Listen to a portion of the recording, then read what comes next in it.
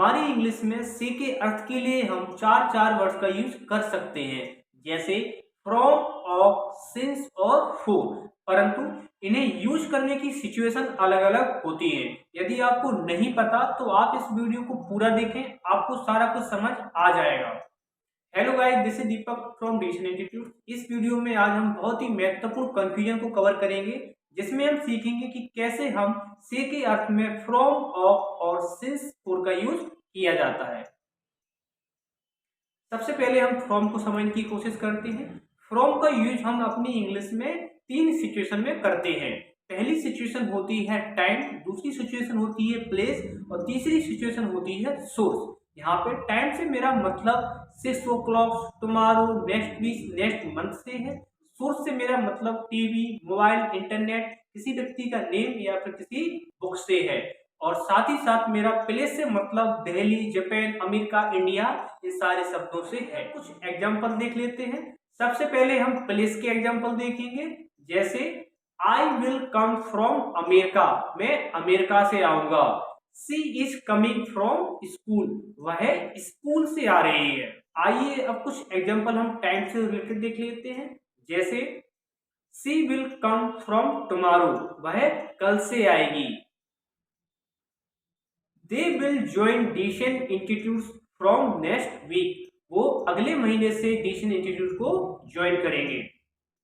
आइए अब कुछ हम सोर्स के एग्जांपल देख लेते हैं, जैसे I wrote it from this book, मैंने यह इस किताब से लिखा है। आई हियर्ड इट फ्रॉम राम, मैंने यह राम से सुना है। आइए ऑफ को समझते हैं। ऑफ का अर्थ किसी सतह से अलग होने के अर्थ में किया जाता है। जिस सतह से आप ऑब्जेक्ट को अलग करते हो उससे पहले हमें ऑफ लगाना होता है। आइए कुछ एग्जांपल समझते हैं। मान लो कोई बंदर है जो किसी डाली पर बैठा है या किसी पेड़ पर बैठा है। अब वह जब पेड़ से छलांग लगाएगा तो पेड़ की सतह से दूर हो जाएगा, इसलिए हम पेड़ से पहले लगा देंगे ऑफ। जैसे monkey jumped from the tree, बंदर पेड़ से कूदा। मान लो आपका फोन है जो आपके बेड पर रखा है। अब जब आप फोन को उठाओगे तो फोन को बेड की सतह से दूर करोगे, इसलिए आप बेड से पहले ऑफ लगा दोगे। जैसे I pick the phone off the bed, मैंने फोन बेड से उठाया। आपने कभी ध्यान दिया, हम बोलते हैं गेट ऑफ। गेट ऑफ का मीन्स होता है किसी वाहन से उतरना।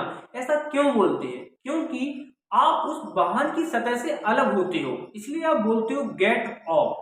ठीक इसी प्रकार हम टेक ऑफ, टेक ऑफ को बोलते हैं हवाई जहाज को उड़ना।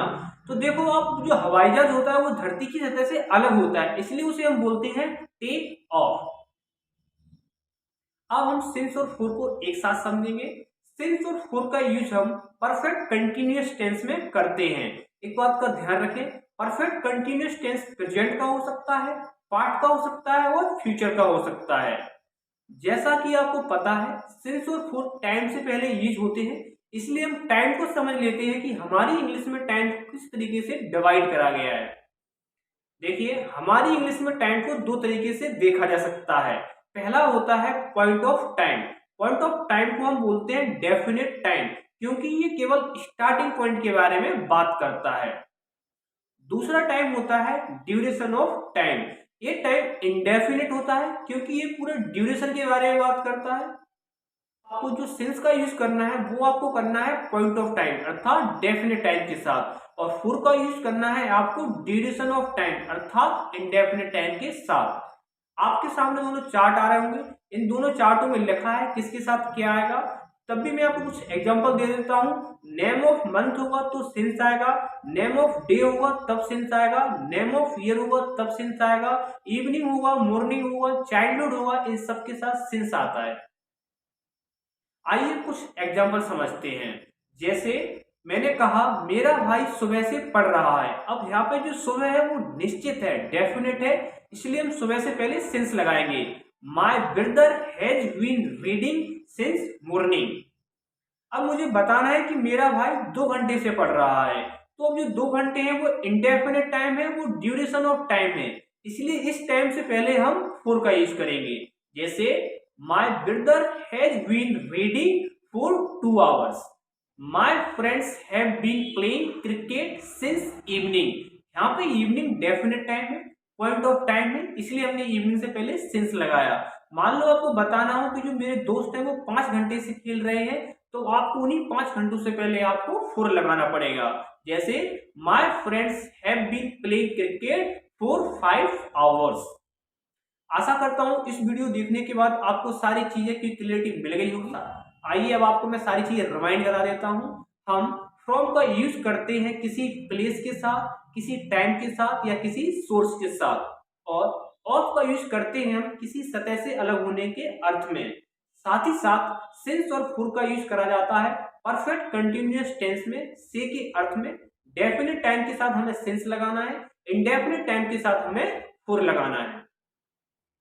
If you like the video, please subscribe my channel to get this type of so many videos.